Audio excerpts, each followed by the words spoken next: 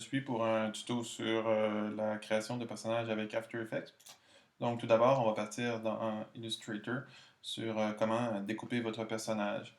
Alors la première chose, c'est qu'il faut découper correctement le personnage. Pour ceci, admettons qu'on a un personnage comme ça, où est-ce que la jambe serait tout complète, donc ça serait pas bon. Un outil qu'on peut prendre rapidement sur les Pathfinder ou très rapidement les cutters, comme ça. Et avec les cutters, on peut réussir à venir couper, par exemple, une jambe en deux, ici. Et donc, je me retrouve avec ma jambe du bas et ma jambe du haut. La chose à faire, par contre, c'est qu'il ne faut pas que les joints soient aussi définis que ça. Il faut faire des petits ronds sur les joints. Là, je m'explique. Par exemple, en prenant la fin des joints avec la flèche blanche comme ça, on peut venir juste arrondir la jointure de sorte à ce que lorsqu'il y aura un mouvement, que ça glisse. Donc, par exemple, ici, là, je m'explique, s'il y a un petit mouvement, donc ça glisse devant la cuisse. Bon, ça sera plus évident rendu dans After Effects. Donc, on découpe tout notre personnage de cette manière-là. Et une fois que notre personnage est découpé, donc ce qu'il faut, c'est ranger nos calques. Alors, premièrement, il ne faut pas que nos calques, il faut que dans After Effects, chacun des membres qui doit bouger arrive sur un calque. Donc, première étape, on prend tous nos calques, on les amène comme ça pour qu'ils soient au premier niveau sous le calque principal. Et ensuite, deuxième étape, on prend notre calque comme ça ici, notre calque principal, et on va chercher décomposition en calque séquence. Pas cumul, mais séquence. Parce que cumul, ça fait qu'ils sont les uns par-dessus les autres. Ça comme ça cumule l'oiseau. Donc ça, c'est pas bon. Ce qu'il faut prendre, c'est de prendre notre calque et aller décomposition en calque séquence. Alors, ici, je l'avais parti ici, oui. Donc, j'ai ma décomposition des calques en séquence qui est complète. Et ce que je peux voir, c'est que j'ai donc ma cuisse du devant, ma cuisse ma patte ma patte de derrière. Donc, j'ai chacun des éléments qui doit bouger, qui est découpé. OK? Alors, je l'avais fait ici juste pour que ce soit plus rapide. Voilà, donc on a nos calques qui sont toutes décomposés. Ensuite, ce qu'il faut, c'est qu'ils arrivent, chacun de nos calques, là, qu'ils arrivent là, dans un cumul comme ça. C'est-à-dire qu'il faut que chacun des calques qui doit bouger doit être un calque principal. OK? Alors, je m'explique. Ici, là, par exemple, lorsqu'on a fait décomposition des calques euh, en séquence, ce qu'on avait, c'est qu'on avait des sous-calques. Il faut que ce soit des calques principales. C'est très très simple. Tout ce qu'on a à faire, c'est de prendre tous nos calques avec majuscules et venir les soulever par-dessus le calque principal. Alors là, ce que ça fait, c'est que ça fait que chacun des calques est vraiment un calque de premier niveau ici. OK? Et donc, ça nous donne là, nos calques comme ça.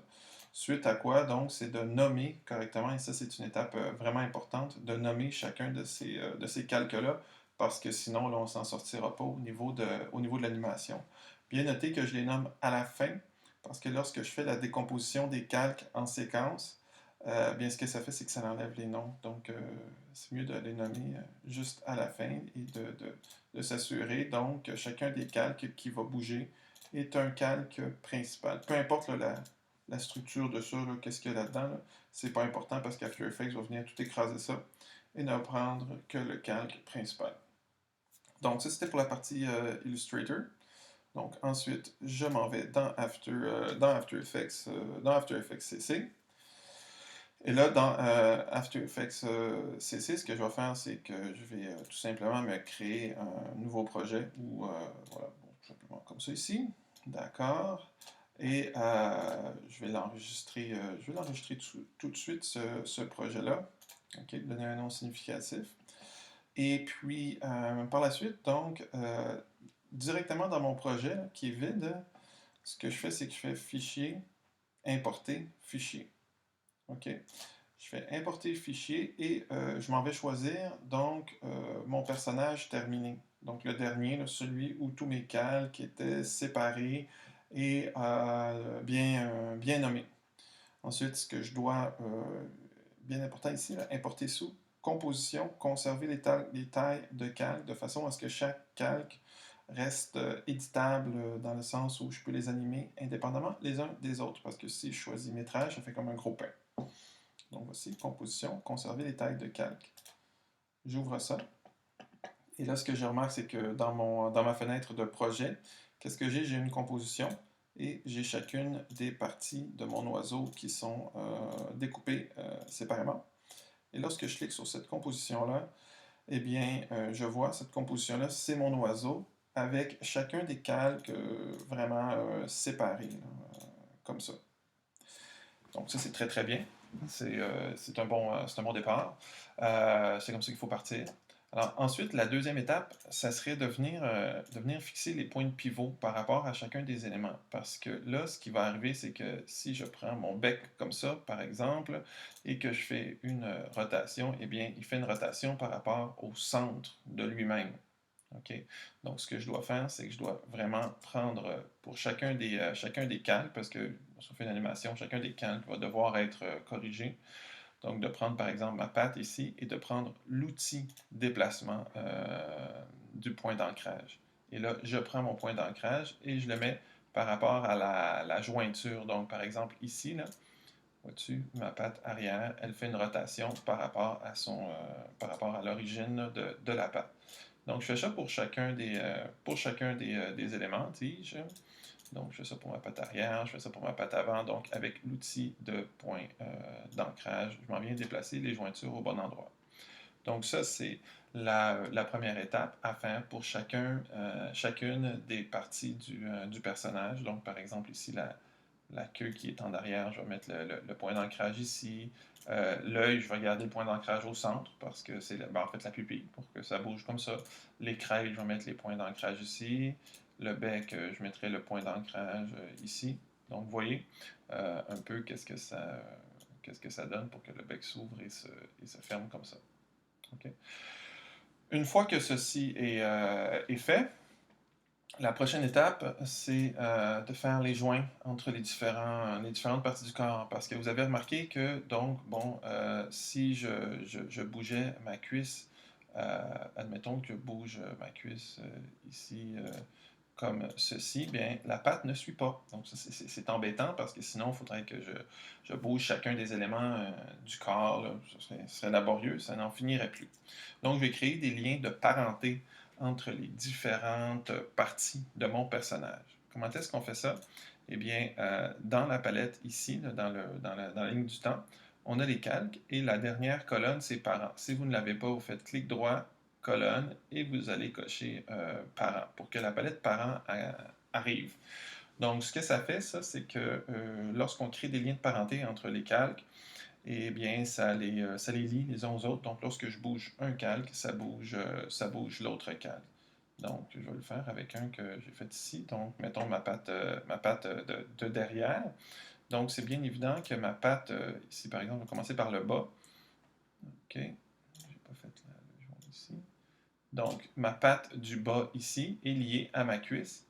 OK? Et ma cuisse est liée à quoi? Ma cuisse est liée à mon corps. OK? Donc, j'y vais.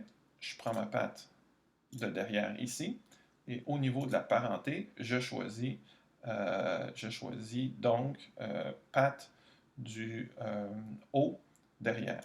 Voici. Donc, ce que ça fait, c'est que ça lie ma patte de derrière à ma patte de devant, à ma patte du haut. Alors là, je vous donne l'exemple ici. Si je bouge ma patte, pouf, elle est automatiquement liée. Donc, dès que je bouge ma cuisse comme ça, maintenant, bien, ma patte du bas va bouger.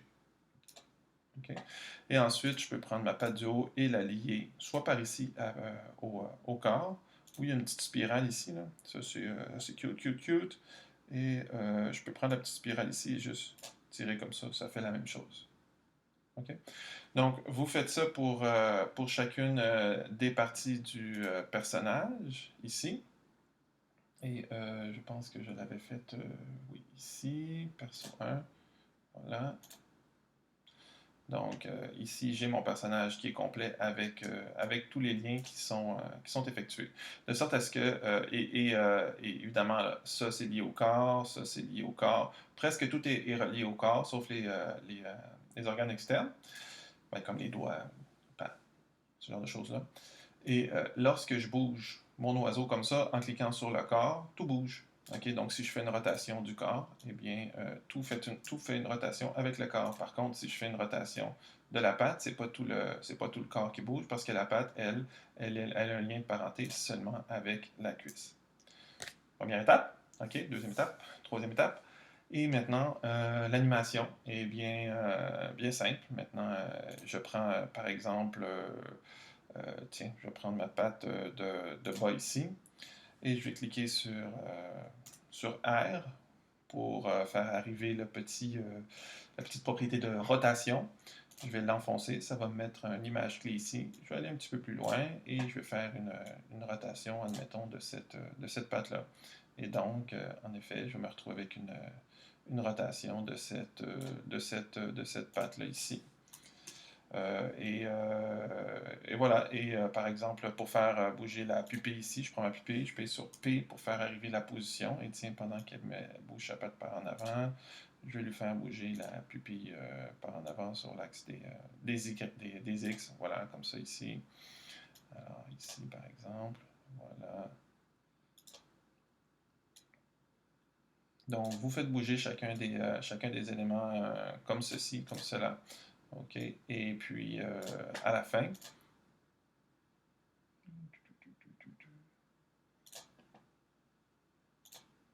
donc, voici, perso 2. Donc, à la fin, une fois qu'on a bougé tous les éléments, on va avoir, on peut avoir quelque chose un petit peu comme ça. Donc, lorsque là où tous mes éléments bougent. Et puis, ça me donne un personnage qui bouge et qui est facile à faire bouger et à faire avancer et à modifier.